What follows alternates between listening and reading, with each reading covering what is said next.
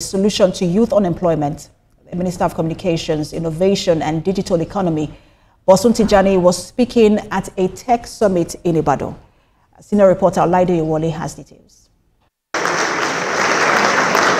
The summit is a gathering of stakeholders from diverse sectors, including government officials, industry leaders, and experts, to discuss and strategize on leveraging robotics and artificial intelligence to drive transformation across various industries. Because you discover as you move up in life. Artificial intelligence is changing various sectors in Nigeria, including healthcare and education, transforming these industries, leading to improved outcomes, enhanced efficiency, and innovative solutions. The policy direction is to enhance easy learning for the Nigerian youths in the area of AI and robotics through developing local content. What do I mean? Trainers that will train the people locally. And we are making the Nigerian government realize that we have a teeming population of experts who can deliver this training. So what they need to do is provide that environment for these young Nigerians to grow. It's not by relying on just your phone. During the summit, unemployment was a top concern, as the Minister of Communications, Innovations and Digital Economy reaffirmed this administration's commitment to addressing this issue through strategic investments in technology. The productivity and prosperity that nations want to build will come from smart application of AI. And with what is building, we will start to see more direct application coming from the innovation that the young people that is supporting are building. And that's what any nation wants to see. Our role is to continue to support. Our role is to continue to invest in infrastructure that will enable it and make it happen. And I want to equally reconfirm that what the government is investing in the area of communication, in the area of technology, is something that we are all proud of as a member of National Assembly. The state governments are doing, like I said in my opening speech, creating an enabling environment for companies like RAIN to thrive is very important. We have built institutes like Smith, Sheyi Makinde Innovation and Technology Hub. Organizers of this event believe that with government's commitment to investing in technology, Nigeria is poised to unlock its digital potential and create a brighter future for its citizens.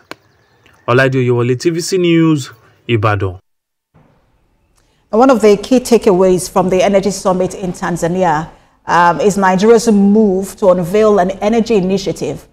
The plan will be reaffirming Nigeria's commitment to energy security and sustainability.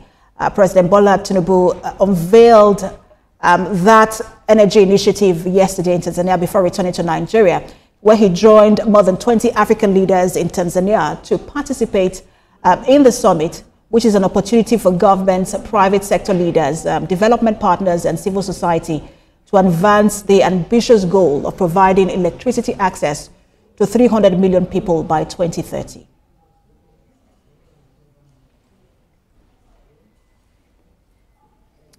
Our partner Energy and Natural Resources Group, Martin Zarugi, joins me on the news for more updates. Good to have you join us.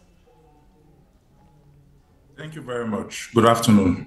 So the two-day summit culminated in the adoption of the Dar es Salaam Declaration. One of the things the declaration sets to do is that it sets a collective target for African nations to provide electricity to 300 million people by 2030. We're a continent of 1.3 billion people. How ambitious is this target?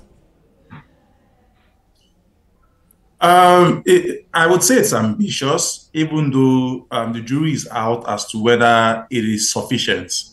Now, the plan is to provide access to electricity for 300 million people by 2030. As of today, the data says that we have about 600 million in sub-Saharan Africa without any reliable access to electricity. That number would continue to grow year on year. So if we're looking to only touch 300 million in another 5 years, then what it means is that we probably may still have the same number, 600 million, that are still without access. Because, like I said, that number will continue to grow, while our target is just about half of the current number today. So yes, it's ambitious, but probably may still fall short.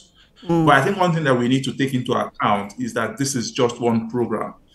Even though it's being driven by developmental partners, it still does not take away the responsibility of the various governments in Africa to continue to invest in providing energy access to the majority of their population. So it's not just about this program. This is an ambitious program. This would not solve, as we can see, even half of the problem. So governments will still retain a significant responsibility to do their own part. And just, I've been talking about government doing what it needs to do on its own part. At that summit, President Bola Tinubu also reaffirmed Nigeria's commitment to providing reliable, I want to use the word he used, reliable, affordable and sustainable electricity to Nigerians by 2030. And I'm focusing on reliable and sustainable. It seems to be speaking to stability and not necessarily sufficiency, do you think? Power can be considered sustainable and reliable if it isn't sufficient. It has to be able to meet you at the point of your needs at every point in time. I was talking to someone recently and I mentioned a manufacturing concern.